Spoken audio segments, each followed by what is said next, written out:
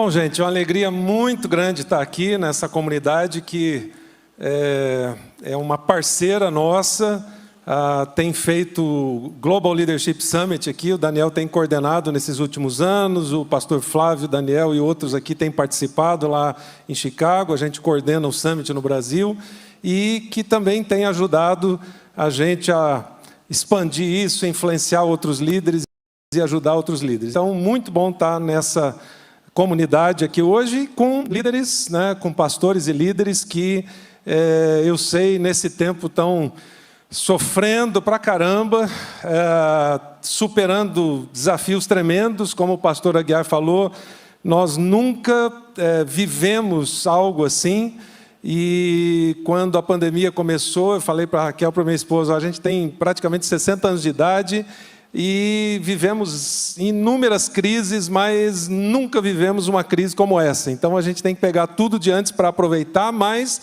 a gente tem que depender, acima de tudo, da graça do Senhor para superar isso. Então, espero contribuir com vocês hoje com algumas coisas que possam ajudar nesse tempo e, especialmente, ajudar você de maneira prática, né? O Jeremias já falou um pouquinho isso, a gente brinca muito, porque o Jeremias participou com a gente tantos anos na conferência da CEPAL, no encontro da CEPAL, e eu nem de longe vou usar ser piadista como ele, né?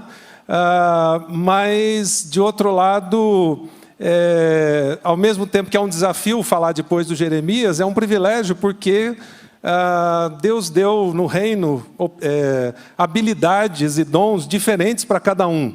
Então, Jeremias, pastor Aguiar e outros são aqueles que têm a habilidade de lançar uma visão, lançar um desafio, incendiar vocês. E aí, sempre depois de um desafio, qual é a pergunta que a gente faz? Como? Como é que eu vou implementar isso? Eu quero, mas como? E eu sou da turma do como, né?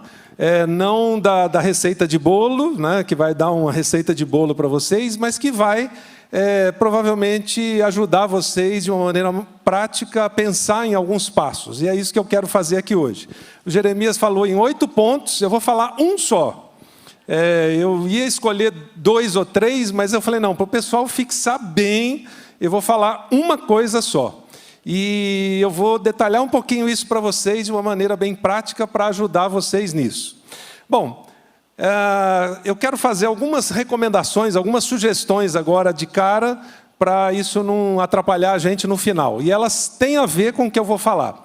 Vocês vão ver um pequeno vídeo agora de 2 minutinhos, que é uma ferramenta que a gente lançou por meio da Envisionar, que é a organização que a gente fundou alguns anos atrás, é um braço do nosso ministério, né, através da CEPAL, e nós, na Envisionar, temos o propósito de ajudar pastores e líderes como vocês, de uma maneira muito prática. E durante a pandemia, a gente criou uma ferramenta para ajudar vocês nesse tempo. Então, dá uma olhadinha aqui nesse vídeo para você entender um pouquinho melhor.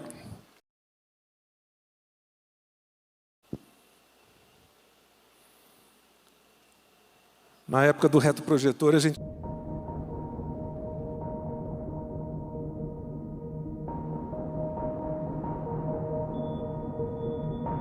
Estamos vivendo um momento decisivo na igreja.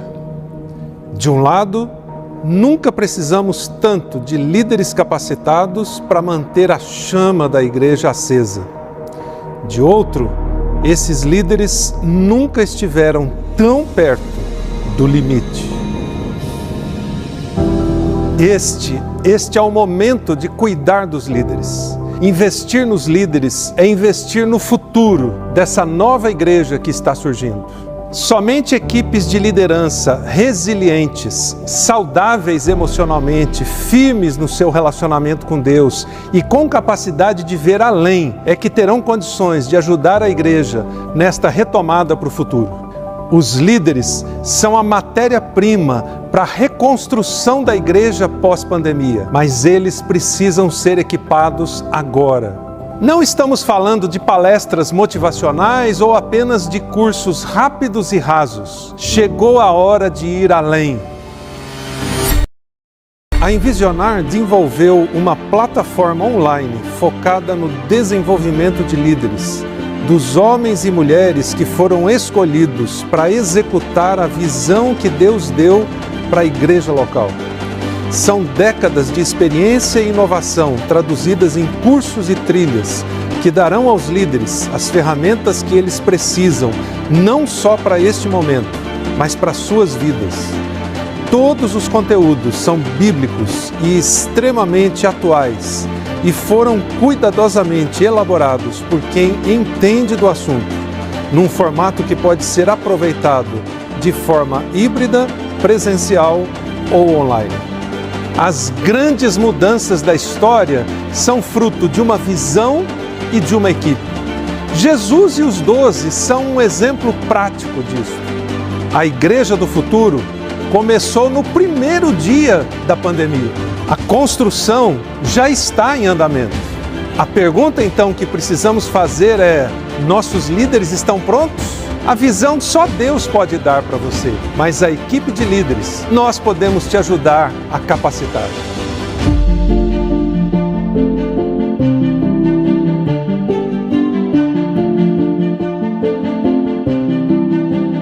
A pandemia traz coisas muito boas. Nós tínhamos esse sonho para 2023 e ele foi antecipado para 2021. Vocês vão ver nesse próximo slide um insight dessa plataforma. É uma plataforma que tenta reunir o maior número possível de coisas num só local.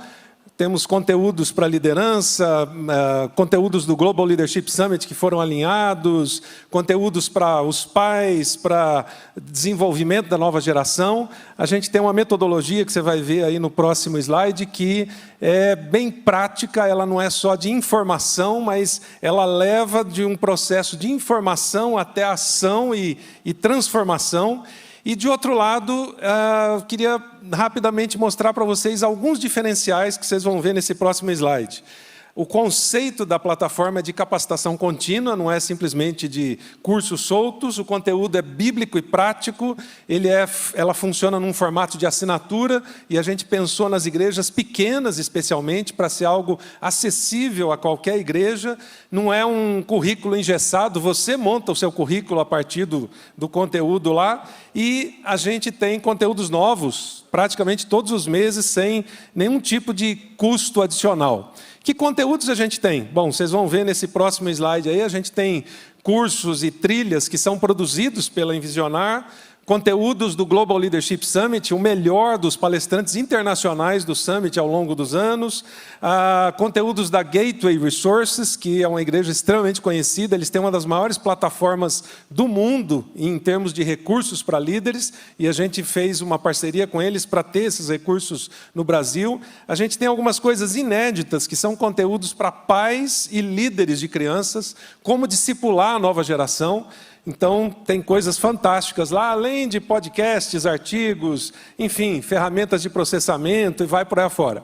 E, por fim, uma última coisa que a gente lançou há 2 semanas, que está na plataforma, você vai ver no próximo slide, é um processo, um programa de planejamento estratégico para igrejas. A gente pegou aí a experiência dos últimos 25 anos, um conteúdo prático, e um dos pontos que eu vou falar aqui hoje tem a ver com isso. Como que a gente pensa num plano pós-pandemia para a igreja? Então, é um programa que você desenvolve junto com a sua liderança, tem passos muito práticos e eu espero que esse recurso ajude muito. Nós estamos praticamente, desde o início da pandemia, desde abril do ano passado, estruturando isso. E aí você vai ter um slide agora aqui que tem um contato, que é do Juan, da nossa equipe. Ele é o cara que gosta de explicar isso melhor. Então, se você quiser, você tira uma foto aí do contato do Juan e você pode pedir para ele uma degustação gratuita de 7 dias para você entrar, ver a plataforma por dentro. Aqui nesse endereço você vai ver o desenho total, mas se você quiser, você pode ter uma degustação de 1 semana gratuitamente para você ver algumas aulas, ver o conteúdo e ver de que forma isso se aplica na sua igreja. Bom, o único ponto que eu quero abordar aqui hoje pode ser resumido da seguinte forma: como que a gente abandona estruturas e adota processos.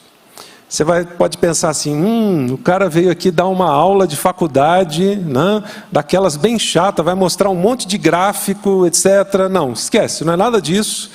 Eu sempre brinco que eu tenho meia cabeça de pastor, meia de administrador, meio coração de pastor, meio de administrador. Algumas horas isso dá um curto-circuito, mas algumas horas é muito bom, porque a gente consegue olhar para a palavra e responder de forma prática como é que a gente implementa aquilo. Como é que eu pego o conceito bíblico e levo para a prática? E esse é o ponto que eu quero focar com vocês aqui hoje. Bom, eu preciso começar dando as más notícias. As más notícias você vai ver, aliás, é uma só. Você vai ver nesse slide aqui. Aquela igreja que você pastoreava, eu lamento te informar que ela acabou em 15 de março do ano passado. Se você ainda não fez o funeral, você pode fazer. E, como disse um terapeuta que eu tive uma vez, vai lá, abre um buraco, 7 palmos, enterra, põe um buquê de flores em cima, chora e começa outra vez. A vida não acabou. Bom, por que a gente pode falar isso de uma maneira assim... mais informal e ao mesmo tempo desafiadora? Porque efetivamente aquela igreja acabou. Eu vou dar 2 ou 3 exemplos. Nas grandes cidades, como por exemplo Campinas, São Paulo e outras, tem pelo menos 20 a 30% das pessoas mudando para cidades menores. Então a sua igreja vai perder de 20 a 30% de membros que estão indo para outro lugar. Pode ser que a sua igreja receba novos membros que vieram também de outra cidade. Mas aquela igreja que você tinha naquele formato com aquele grupo, nunca mais vai ser a mesma. Você não vai conseguir reunir aquelas mesmas pessoas do mesmo jeito. Segundo, a gente tem hoje, do ponto de vista conceitual, pessoas que se tornaram... não vou dizer 100%, mas grandemente digitais. Então você vai ter uma igreja digital, você tem o pessoal que prefere presencial e você tem o pessoal que está em transição para o digital. Isso vai durar ainda uns 5 a 10 anos, pelo menos, essa mudança. É mais ou menos como a mudança do VHS para o DVD. Tem que explicar para a nova geração o que é VHS, né? Eu sempre esqueço disso. Era um aparelho grandão, assim, que tinha uma fita de rolo que a gente usava, é da nossa geração, tá? E aí depois veio o Blu-ray e de repente nem deu tempo de emplacar o Blu-ray e aí a gente tem streaming. Ao invés de ir lá na locadora pegar os filmes, você assiste tudo pelo Netflix ou coisa desse tipo.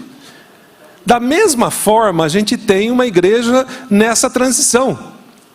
E eu poderia listar aqui, eu não quero gastar tempo com isso, eu poderia listar inúmeras condições pelas quais a sua igreja, aquela igreja que você pastoreava ou liderava, acabou.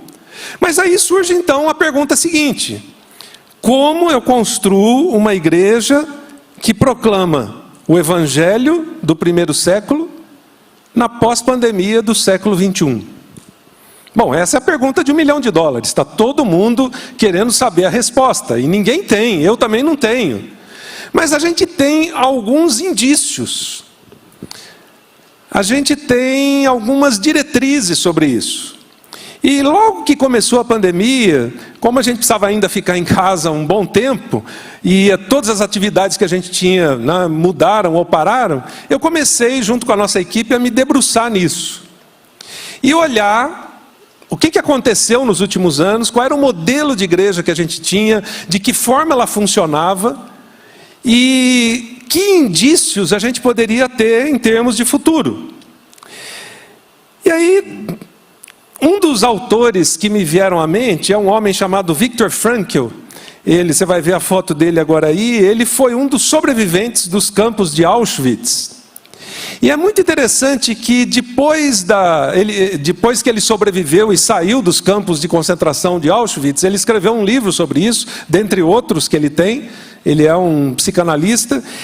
E ele afirmou isso aqui: as pessoas que sobreviveram, na sua maioria, tinham algo para realizar depois. Aqueles que estavam lá nos campos de Auschwitz, simplesmente preocupados em como eu troco uma salsicha por um cigarro, como eu arranjo um pedaço de arame para amarrar a bota e enfrentar a neve do inverno e coisas desse tipo, eles morreram. Talvez eles já tenham desejado morrer diante da crise. Mas aqueles que sobreviveram tinham algo a fazer. E aqui eu queria fazer a primeira colocação para você refletir em que momento você está. No início da pandemia, como o Jeremias também mencionou, e a gente estava conversando lá atrás, e ele falou de várias coisas que ele estava vivendo, eu falei, eu me sinto mais ou menos do mesmo jeito, me sentia do mesmo jeito. Talvez a grande palavra nossa fosse sobrevivência. Como é que a gente sobrevive? Em termos pessoais, em termos de famílias, em termos de igrejas. Mas depois de um tempo eu comecei a mudar essa palavra. Na verdade, Deus foi virando a chave aqui, e várias pessoas, a Raquel às vezes me falava algumas coisas, e eu falei, não, eu preciso mudar a palavra. A questão não é sobreviver, porque eu posso sobreviver à pandemia e não sei o que eu faço depois. A nossa igreja pode sobreviver à pandemia, e aí é como se você morresse na praia, né? Você, consegui. Mas o que eu faço agora mesmo? Porque você não tem um propósito. Ou sua igreja não tem um propósito maior. Então, na verdade, a palavra era e é superação. Por que eu vou superar esse momento? Porque eu tenho algo maior a fazer lá na frente. A minha igreja tem uma missão e um propósito maior a executar lá na frente. Então é natural que Deus vai me ajudar, eu vou colocar mãos na obra e eu vou superar esse momento. Agora, isso tem uma implicação que eu quero mostrar para vocês aqui nesse próximo slide. É você aceitar o fim de uma fase para iniciar outra. Quando a gente pensa nisso, tem algumas questões que estão relacionadas aqui que são importantes. Primeiro, nós não fomos ensinados, de forma geral, a aceitar finais. Final, às vezes, e aí eu estou falando bem no contexto nosso de igreja, finais são como fracassos. Falhamos. Acabou, tivemos que encerrar aquilo ali. De outro lado, aceitar o fim é uma forma de abrir o futuro, e mais do que isso, eu diria, essa é a essência do Evangelho. A essência da nossa pregação diz que tem um fim, que é a cruz, e um novo começo, que é a ressurreição. É a base da nossa fé, é porque nós estamos aqui hoje à noite. Você não está aqui hoje à noite por causa de meia dúzia de homens que estão vindo aqui falar, do louvor, do ar-condicionado legal aqui no ambiente. Você está aqui porque houve um fim, que foi a cruz, e um novo começo, que foi a graça e a ressurreição. Então, isso é parte da essência do que nós acreditamos. E a gente precisa entender que a pandemia trouxe um fim de um ciclo, porque há uma ressurreição esperando por você, pela sua igreja. O mundo não acabou, milhares de pessoas morreram e lamentamos muito por isso. Decisões erradas foram tomadas que geraram desastres em todas as áreas da vida e da sociedade, lamentamos muito por isso, mas a questão é, isso é o fim de um ciclo e o início de outro ciclo. E se a gente não tiver essa compreensão, a gente vai ficar lá na nossa igreja marcando passo pelos próximos 10, 20 ou 30 anos, como alguns já faziam antes. Em todas as reuniões de pastores que eu fui presencialmente esse semestre, eu ouvi dados dizendo o seguinte, de 15 a 20% das igrejas da nossa cidade fecharam. De um lado é uma notícia triste. Mas de outro lado eu diria assim, para não escandalizar ninguém, um amém baixinho assim, amém. Você diz, nossa, mas que coisa. Fecharam porque não tinham propósito. Fecharam porque não tinham algo adiante, talvez fosse só uma estrutura ou parte de alguma coisa que era interesse pessoal ou qualquer coisa desse tipo. Bom, vamos dar uma olhadinha na Bíblia, um pouco mais a fundo, o que significa fim e início. Você vai ver agora um pequeno diagrama aqui que mostra isso. O tempo da lei foi o fim de um período, uma era, para iniciar o tempo da graça. Morte de Jesus e ressurreição. A igreja em Jerusalém, depois daquele boom, viveu o fim daquele período, onde Atos diz que ficaram só os 12 ali, o restante foi espalhado para o mundo inteiro, para quê? Para haver o início da expansão do evangelho no mundo. A escravidão no Egito teve um fim para que o povo fosse rumo à terra prometida. O exílio teve um fim para que no tempo de Neemias houvesse não só a reconstrução do templo, mas a reconstrução da vida das pessoas e um avivamento. Quando chega lá no final, o propósito maior de Neemias, às vezes a gente só imagina isso, foi reconstruir os muros. Não, aquilo ali é o que eu chamo de um objeto da graça. Precisava levantar o moral do povo para que lá na frente, capítulos 9, 10, 11 de Neemias, se chegasse ao avivamento. Percebe que a Bíblia é cheia de fins e inícios? Mas isso é tão difícil para a gente. Para mim é difícil. Eu não gosto de finalizar uma coisa. Teve algumas etapas na nossa vida, na nossa família, na nossa trajetória ministerial, que chegou o fim e eu ficava me agarrando naquilo. E não. E Deus tinha que dar aquele empurrãozinho, mais ou menos como fez com a igreja primitiva, usando Paulo, que foi, acho que, o primeiro diretor de missões da igreja, né? Deus olhou e falou, os caras não estão entendendo que não é para ficar só em Jerusalém. Quem que eu chamo aqui para me ajudar nessa tarefa? Deixa eu ver. Saulo, vem aqui, ó. Espalha a igreja para mim, que o pessoal não está entendendo, que é para ir para o mundo inteiro. Aí veio aquela crise tremenda. Daria para olhar a pandemia hoje assim. Não está na Bíblia. Agora eu, os meus botões aqui pensando alto, eu diria assim, Deus olhando para a igreja e dizendo, nossa, que povo ativista esse, faz festa, acampamento, encontro, congresso, mas o pessoal não está entendendo que é mais do que isso. E eu não estou dizendo que Deus mandou a pandemia por causa disso. Deus usa a pandemia para aplicar os seus múltiplos propósitos. E um deles é, acho que eu vou usar a pandemia para chacoalhar a jaqueira da igreja. E aqui é que está a outra questão de $1 milhão. A grande decisão dos pastores e líderes hoje, eu diria, está nessas duas palavrinhas: estrutura e processo. E essa é a única coisa que eu quero enfatizar aqui hoje à noite. Guarda essas duas palavras: estrutura e processo.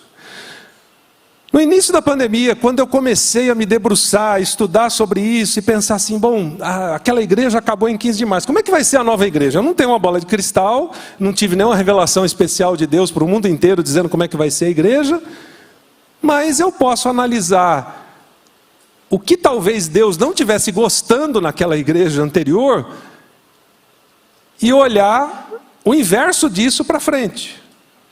E nas minhas conclusões, você pode até, como disse o Jeremias, discordar, mas nas minhas conclusões, eu diria para você tranquilamente, a igreja, mentalidade estrutural ficou para trás.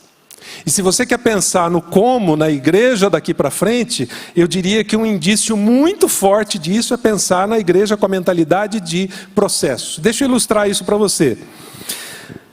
Nós todas as denominações, batista, nazareno, presbiteriano, Assembleia de Deus, igrejas pentecostais, todos nós fomos formados dentro de uma mentalidade estrutural. Como é que a gente resolve um problema? Por exemplo, a gente diz assim, precisamos fazer algo para os casais. O que a gente faz?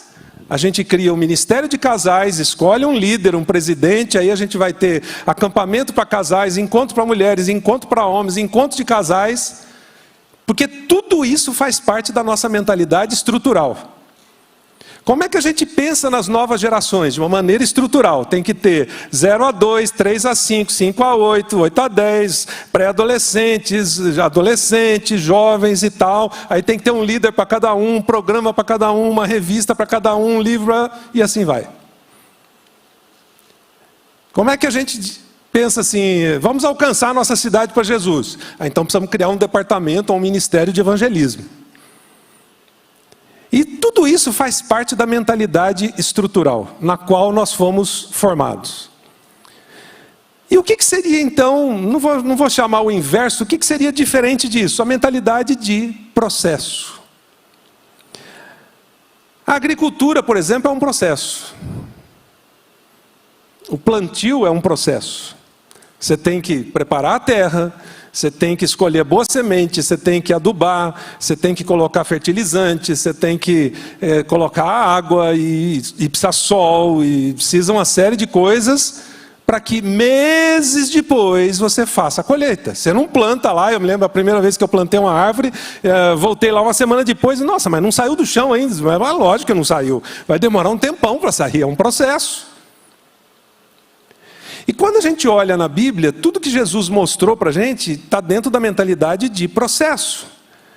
E qual é uma primeira consequência disso? É que estrutura gera sobrecarga e processo gera influência. E por favor, eu não estou dizendo que a igreja não deve ter estrutura, que você deve chegar lá segunda-feira e detonar tudo, acabar com tudo. Não estou dizendo isso, já estou deixando gravado para ter testemunhas aqui. E eu me sinto tranquilo, porque acho que eu sou um dos caras no Brasil que mais tranquilamente pode falar disso. Eu tenho um livro de planejamento estratégico, eu ajudo igrejas e organizações com planejamento, com estrutura, etc. Mas a questão é o que vem primeiro. E aí eu diria uma frase bem simples para você entender isso. A estrutura precisa ser serva da missão. O dia que a estrutura sobrepõe a missão se tornou escrava da estrutura. E aí você tem aquela igrejinha que fica lá 30 anos, com 50 membros, o pastor está feliz da vida e todo mundo vivendo em torno de uma mentalidade estrutural. Deixa eu até confessar aqui, eu já falei em outros lugares, mas confessar aqui publicamente uma coisa que eu jamais imaginei que eu ia falar, mas eu disse um dia, alguns anos atrás. Eu comecei, junto com a nossa equipe, da consultoria para uma igreja bem pequena, que o pastor pediu, etc. A gente foi lá, e depois de inúmeras reuniões, inúmeras análises, eu falei, não, Deus, eu não posso falar isso, é um sacrilégio, mas sabe que você fica em paz no coração? Eu falei, pastor, fecha a sua igreja. Você pode dizer, mas você foi chamado para ajudar. Era a melhor ajuda que eu podia dar, por incrível que pareça. Porque tinha um grupo de 30 pessoas, há 10 anos, mantendo uma estrutura que era para 300 pessoas, eles tinham não sei quantos cultos, não sei quantas campanhas, não sei quantos ministérios, não sei quantos departamentos, eles se matando para manter aquilo, para pagar o aluguel do salão na avenida principal, e não saía daquilo. Eu falei, vocês seriam uma boa célula, um bom pequeno grupo, mas nunca uma igreja. É lógico, eles ficaram bravos comigo 6 meses, com o nariz virado e tal. Né? Mas depois de uns 6 meses o pastor ligou e disse, você tinha razão. A gente decidiu fechar a igreja, porque aquela estrutura toda era um peso para a gente. Qual foi uma das maiores descobertas da pandemia na maior parte dos líderes de igreja? Existe vida. Além daquelas múltiplas reuniões e atividades e tudo isso que eu faço na igreja. Eu li até um artigo de um ministério nos Estados Unidos que dizia assim, e os não crentes tinham razão. E o artigo dizia mais ou menos o seguinte, os líderes da igreja descobriram que é possível ter almoço de domingo com a família. É possível se dedicar a outras coisas a não ser aquela rápida reunião depois do culto, que você já sabe que não vai ser rápida, vai ser 1h30 de reunião, ou aquele monte de atividades, etc., que não levam, normalmente, a propósito nenhum. Bom, deixa eu detalhar isso para vocês rapidamente. Qual que é a mentalidade estrutural? Você vai ver num desenho agora aqui. Na mentalidade estrutural, a primeira coisa é o templo, onde a gente tem bastante pregação, bastante atividades, tem encontro de tudo quanto é tipo, congresso, acampamento, etc. Os sacerdotes têm um certo status, existe uma estrutura para ser mantida, e eu já fiz isso que eu vou falar agora aqui, né? Você chama uma pessoa e diz, irmão, eu preciso que você lidere tal coisa. Aí a pessoa, não, pastor, eu não sou líder e tal, né? Aí você começa a apelar, você fica nervoso e começa a apelar, né? Você diz, irmão, quantas pessoas irão para o inferno porque você não quer assumir essa função, né? Não tem nenhum versículo bíblico para isso, mas né, a gente fala com toda a autoridade. Aí a pessoa diz, não, pastor, mas eu sou muito ocupado. Eu já falei essa heresia também. Deus chama os ocupados. Aí você fica assim, eu acho que eu vou ter que aceitar esse cargo. Eu posso te dar uns versículos bíblicos que Deus chama desocupados. Moisés estava lá 40 anos cuidando das ovelhinhas do sogro, era o maior desocupado do pedaço. Deus chamou ele. Davi estava lá tocando harpa e cuidando das ovelhas. Desocupado. Deus chama quem Ele quer, ocupado, desocupado. A gente é que inventa umas heresias para justificar a nossa estrutura e o nosso status. E aí, por fim, vem as pessoas. Mas as pessoas são seguidores e eles precisam contribuir com dinheiro, com tempo, etc., para a gente manter a estrutura. Eu posso estar sendo meio cruel aqui, muito duro até, mas esse é a essência do raciocínio da mentalidade estrutural. E aí você pergunta, e como é que é a mentalidade de processo? Bom, é a mentalidade de Jesus. Eu não vou dizer nada novo aqui para vocês, só vou sistematizar nesse desenho aqui. Jesus começa com as pessoas. Ele começou dizendo, ô Pedro, vem aqui, ô Levi, comigo aqui, Tomé. E aí ele investiu durante alguns anos para que esses homens se tornassem discípulos, ou seja, parecidos com ele.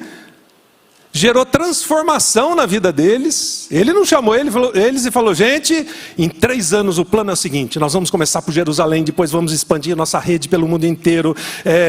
Pedro, você fica com o norte da África, Tomé, você fica com a Ásia, e nós vamos ser uma grande multinacional, e vocês vão ser os caras. Não, ele diz, eu preciso que vocês andem comigo. Eu preciso que a vida de vocês seja transformada, que vocês entendam que não é na espada. Aí Jesus depois tornou esses caras uma equipe, porque você lembra, né? 2 deles um dia chegando e olhando lá, agora, os outros 10 estão lá, fala rápido aí. Ô mestre, dá para garantir uma boquinha, um do lado direito, outro do lado esquerdo. Que isso? Vocês entenderam? Não é por mim não, minha mãe que pediu para eu ver se dava para o senhor garantir aí uma boquinha. Jesus diz, não, eu preciso que vocês entendam o que é servir, o que é lavar os pés. O que é influenciar outros. Aí vocês serão uma equipe. E só depois disso é que Jesus começa a organização, a estrutura, a igreja, mas focada numa missão. E conforme Efésios 4, quando Paulo diz, os pastores, apóstolos, evangelistas, mestres, etc., capacitam os santos para que a igreja avance. Percebe que no modelo de Jesus é exatamente o inverso do nosso?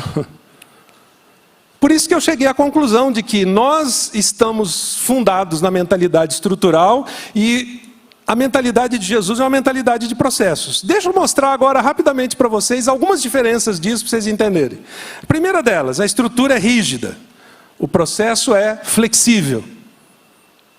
A estrutura é assim, nós temos todo ano isso, toda semana aquela reunião, é uma característica, o processo é flexível. Pedro, você não entendeu ainda que não é pela espada. Ele demorou algum tempo para entender isso. João, Senhor, se o Senhor quiser, a gente joga fogo nessa cidade, destrói tudo. Não, João. Anos depois, quando Jesus já tinha ido embora, João volta na mesma cidade, lá no livro de Atos, para orar, para que o fogo do Espírito descesse sobre aquela cidade. Era fogo, mas era outro tipo de fogo, percebe? A estrutura precisa de pessoas para ser mantida. E o processo? O processo transforma e equipa as pessoas, como Jesus fez com os 12, para que elas se multipliquem. Eu demorei muito para entender o que era ser um discípulo de Jesus. Eu já era crente, certeza da salvação, posso te dizer que dia que eu aceitei Jesus, era líder, pastor, já tinha estudado teologia, já tinha sido líder na denominação no âmbito local, estadual, nacional e internacional. Aí que eu fui entender o que era ser discípulo de Jesus. A partir desse momento, nós começamos a fazer discípulos. A gente morava em Vitória nesse tempo. A semana passada, depois de, 20 anos que eu não acompanhava exatamente todos os dados de uma pessoa, eu liguei para uma pessoa que era de lá, que mora na Espanha hoje, e falei, Beth, eu estou querendo compartilhar a sua experiência aqui num lugar, dá para você me dar uma ideia de quantos discípulos você fez aí nesses últimos 20 anos? Bom, mas a Beth é professora, então ela é estruturada, a Beth tem uma planilha, ela falou, vou te mandar a planilha. E foi tão impactante que eu não esqueci o número. A Beth me mandou dizendo o seguinte, durante esses últimos anos, eu e a minha irmã fizemos 1.118 discípulos. Só um discípulo daquele tempo de 20 e poucos anos atrás. Mas a gente teve uns 1.000 ou 1.200, sei lá. O processo transforma e equipa as pessoas para se multiplicarem. Uma outra diferença é que a estrutura fornece informação. O processo gera transformação. O Ari Veloso, que foi meu professor, depois foi colega nosso na CEPAL como missionário, foi o fundador da Igreja Batista do Morumbi, ele dizia, tem gente que se der uma talhada aqui, cai Efésios. Você dá um corte aqui, cai Salmos. Você sabe tudo de Bíblia. Mas tudo aquilo é simplesmente informação. A estrutura, uma outra diferença é que a estrutura consome as pessoas com atividades e agendas. Você trabalha para a estrutura, você não é necessariamente um servo. O processo, ele abastece as pessoas para que elas sejam melhores. O que Jesus fez com os 12? Eles se tornaram melhores. Pedro queria cortar a cabeça do soldado. Você diz, não é a cabeça, é a orelha. É a orelha porque o soldado é uma virada, né? Porque era aqui. Mas esse mesmo Pedro, lá nas cartas, no final do Novo Testamento, escreve, maridos, sejam dóceis com as suas esposas. São um vaso frágil. Se ele não tivesse passado por um processo de transformação para ser melhor, o que ele diria? Maridos, problema com a esposa, pega a espada. Alguns acharam uma boa ideia, né? Pois é, você está precisando de ser discipulado então. Foi o que aconteceu com Pedro. Uma outra diferença é que a estrutura suga a energia das pessoas.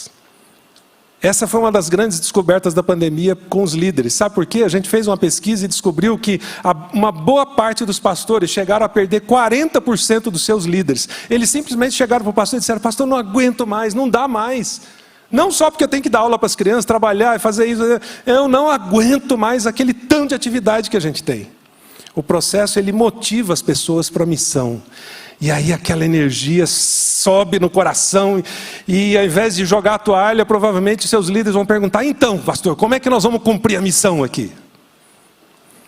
Uma outra diferença é que a estrutura requer participantes passivos. Você vem aqui toda semana, tal hora, para o culto tal, para a campanha tal, para a reunião tal, para a célula, etc., quando o processo desafia os participantes para agir. Uma outra diferença ainda é que a estrutura tem uma agenda repetitiva. A gente já sabe que todo ano vai ter, sei lá, retiro de carnaval, encontro das mulheres, tal data, congresso não sei de quê. O processo conduz as pessoas a experiências não vividas. Isso é ser discípulo de Jesus. Mestre, o que a gente vai fazer hoje?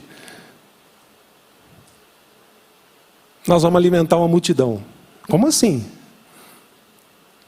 Vamos lá, eu vou te mostrar. Aí chega 5.000 pessoas. Jesus vira e diz, então gente, providencia com o lanche da tarde aí para o pessoal. Talvez Tomé, né? Senhor, mas não tem nenhum Walmart, Carrefour aí por perto, Atacadão, para a gente comprar pão. Não, vocês. Mas como assim, Senhor? Percebe? São sempre desafios novos. A estrutura, uma outra diferença é que a estrutura suga o potencial das pessoas para a sua própria manutenção. E o processo impulsiona as pessoas para fazerem algo com senso de missão. Quando essa moça que eu falei para vocês, a Beth e a irmã dela, a Evelyn, foram para a Espanha 20 anos atrás, elas foram porque ela ganhou uma bolsa de estudos para fazer um mestrado. Ela era professora de espanhol na universidade. Depois de uns 2 ou 3 anos lá, ela percebeu que o negócio dela era fazer discípulos. Mas só tinha um jeito de ficar lá. Era sendo estudante. Ela precisava de visto de estudante porque ela não podia trabalhar. E sabe quantos anos a Beth ficou na universidade estudando? Mais ou menos uns 15. Ela fez 2 mestrados, 2 doutorados e um pós-doutorado. Por isso, ela fez 1.118 discípulos. Mas teve um dia que eu e a Raquel estávamos lá na Espanha visitando, depois ela se tornou missionária da CEPAL e a gente foi lá visitá-las, que deu vontade assim de entrar debaixo da mesa de tanta vergonha. Que eu perguntei, então, vocês conseguiram completar o sustento que estava difícil aí para vocês? Ela, sim, Josué, conseguimos um emprego excelente. Eu pensei assim, agora ela deve ser orientadora de doutorado na universidade. Ela falou, conseguimos um emprego para limpar a casa de um jogador de futebol. É das 6 às 11 da manhã, a gente ganha uma grana boa e depois a gente tem o resto do dia livre para fazer discípulos. Por que eu queria entrar debaixo da mesa? Porque eu falei assim, eu não sei se eu faria isso. Não sei se você faria isso. Percebe que o processo impulsiona as pessoas com um senso de missão. Elas fazem qualquer coisa pela missão, mas elas não estão dispostas a fazer a mesma coisa por uma estrutura. Bom, a estrutura gera acomodação. Durante a pandemia, vários pastores me falaram isso, alguns crentes dizendo: pastor, comidinha aqui, ó, quero culto desse tipo, daquele tipo, senão eu vou assistir o culto da outra igreja. O processo gera reprodução. Eu vi claramente nas nossas pesquisas os dois tipos de igreja durante a pandemia, numa classificação geral. Aquelas em que o pessoal estava reclamando: pastor, quando que volta o culto? Isso e aquilo. E aquelas que o pessoal começou a fazer mais discípulos. E elas cresceram. Bom, a estrutura foca no funcionamento do sistema, funcionamento da máquina.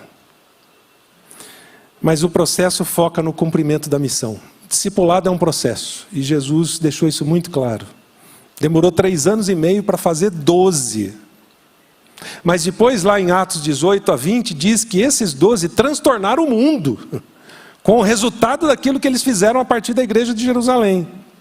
Agora deixa eu mostrar num pequeno gráfico aqui, no gráfico não, mas num resumo aqui para vocês, qual é a diferença entre estrutura e processo. A estrutura representa aqui atividades. E uma atividade como essa, o Jeremias já falou, eu só estou dando em números agora. Uma atividade como essa aqui gera 5% de resultado final. De todo mundo que está aqui, e vocês podem mudar esse número nesse congresso aqui, mas de todo mundo que está aqui, tem 5% das pessoas que vão sair e vão fazer alguma coisa prática. 95% vão chegar em casa e dizer: mais um congresso, foi ótimo, uma bênção.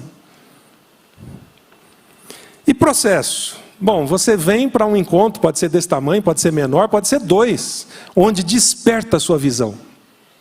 Depois, você passa por um processo de capacitação contínua.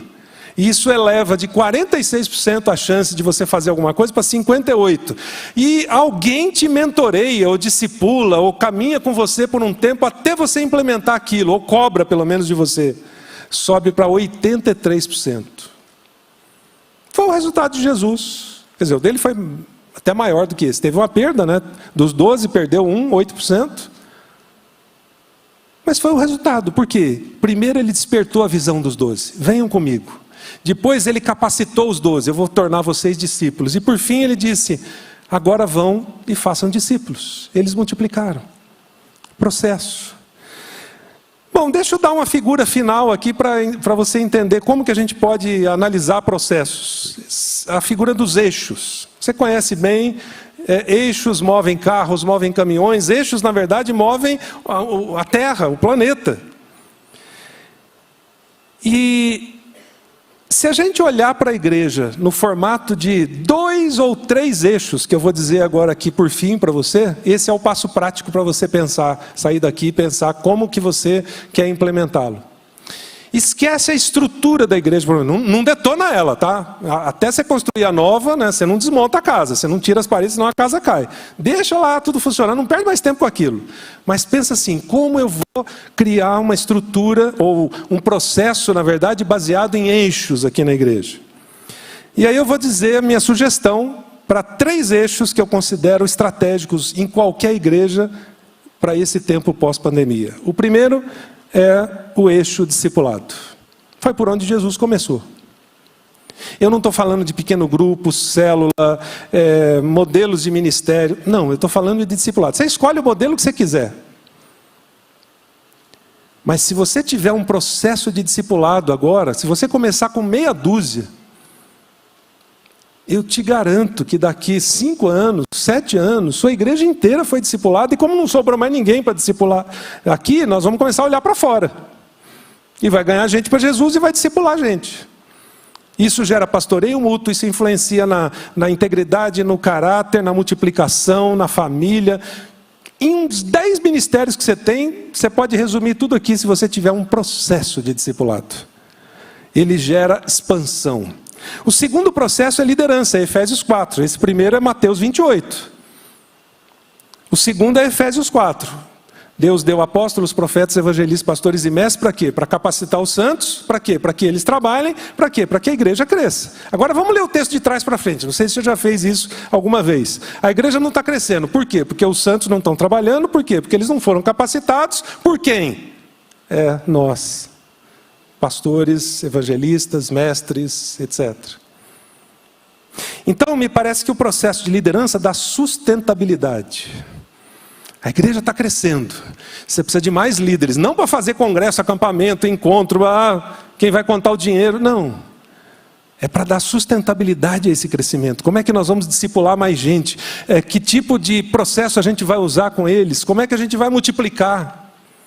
E por fim, eu não preciso gastar muito tempo nisso, porque o Jeremias já falou a maior parte, invista nas novas gerações. O Louis Bush, que foi da CEPAL anos atrás, ele é o criador daquele conceito da janela 1040. Mas depois ele foi o criador também do conceito da janela 414, que não é geográfica, é etária, todo mundo que está entre 4 e 14 anos. Antes de eu falar o resultado da pesquisa do Louis Bush, deixa eu fazer a pesquisa aqui rápido. Quantos aqui se converteram até os 15 anos de idade? Dá uma olhada para o lado, para trás, segura a mão aí, ó. É mais ou menos o resultado da pesquisa do Louis Bush, em torno de 70%. 70% das conversões acontecem antes dos 14 anos de idade. 50% dos líderes são despertados antes dos 14 anos de idade. 60% dos missionários são despertados antes dos 14 anos de idade. Quanto a igreja investe nessa faixa etária? 3%. Quanto que investe para alcançar os adultos? 85%. Se eu dissesse para você assim, que você tem 100 mil reais para investir, o meu banco dá 3% ao ano, o banco do vizinho dá 85%, em qual que você vai investir? Na época que os nossos filhos eram adolescentes, fazia assim, né? Você lembra disso? Só que a igreja não está entendendo esse... Ela investe só 3% onde dá 70% do resultado, e investe 80% onde dá só 5% do resultado. Por isso, se você tiver um processo que alcance, discipule as crianças, os pré-adolescentes, adolescentes, jovens, você garante a longevidade da igreja. Quer pensar nos próximos 20 anos da sua igreja a partir de hoje? Não é nenhuma fórmula, nenhuma receita de bolo. O caminho das pedras está aqui, nesse slide. Ele trabalha processo. Porque você vai demorar uns 5 anos para fazer a coisa girar em termos de discipulado. Você vai demorar mais uns 5 a 10 anos para criar um processo, uma cultura de desenvolvimento de líderes. E mais ou menos o mesmo tempo para criar a cultura de que aqui a gente discipula as novas gerações. Mas eu tenho certeza que a sua igreja vai ser um arraso a partir disso. Vai causar um tremendo impacto nesse tempo e nessa geração. Bom, para eu orar para vocês, por vocês... antes disso, deixa eu indicar 2 ou 3 ferramentas aqui. A primeira, você vai ver, as 2 primeiras aqui, é um livro chamado Discipulado que Transforma, que ajuda você a pensar no processo de discipulado. O segundo livro que todo pastor precisa ler é esse aqui, Essencialismo. Não é livro de crente não, tá? Já estou adiantando, mas ele vai enfiar a mão lá na alma sua. Ele vai te ajudar a sair desse rolo que está aqui, tudo embolado, para algo direcionado. Qual é o foco? Qual é o chamado? Qual é a missão? Outros 2 são esses aqui. Revoluciona o ministério com crianças. Não é nenhuma nova fórmula para alcançar as crianças, são os pilares de como a igreja e a família se juntam, porque a criança passa 70 horas por ano na igreja e 3.000 com a família. Então, quem tem mais chance? É como a gente discipula a criança, como é que a gente pensa na criança como um diamante a ser lapidado. E aí você vai descobrir depois os passos práticos. E esse último, Simplesmente Líder, que mostra um pouquinho do que aconteceu na igreja primitiva, que está acontecendo exatamente hoje, pós-pandemia. Como a igreja primitiva reagiu, como é que os apóstolos levaram a igreja para a próxima fase. Eles vão te ajudar nesse único ponto que eu levantei. Por quê? Então eu queria orar, e eu já vou dizer a oração, se você não quiser dizer amém, se quiser sair antes, pode sair, continuamos amigos.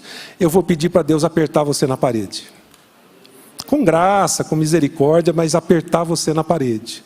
Para que você não continue naquela igreja de manutenção que você tinha. Para que você busque diante de Deus uma visão para esse tempo. Para quê? para que você saia, você vai ver nesse próximo slide, 3 decisões que eu quero sugerir para você. Que você aceite o fim daquela igreja que você pastoreava e o início de uma nova que vai ser muito melhor.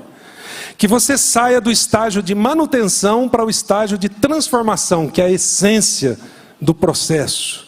E que você saia de uma igreja de mentalidade estrutural para uma igreja de processos. Por quê? Bom, essa é a última frase que eu quero deixar para você. O seu legado não é aquilo que você faz, nem a estrutura que você mantém, mas é a transformação de vida que você provoca nas pessoas. Você foi chamado para ser um especialista em transformação de vidas, e não um especialista em manter estruturas. Por isso que eu vou pedir para Deus apertar você na parede, para você começar uma nova fase. Deus, obrigado por esses meus irmãos e irmãs aqui. Obrigado porque eu sei que o coração deles está incomodado, pensando em como é que a gente avança para essa próxima etapa da igreja. A igreja é do Senhor, mas o Senhor confiou a nós os passos para fazermos isso. E nós queremos honrá-los.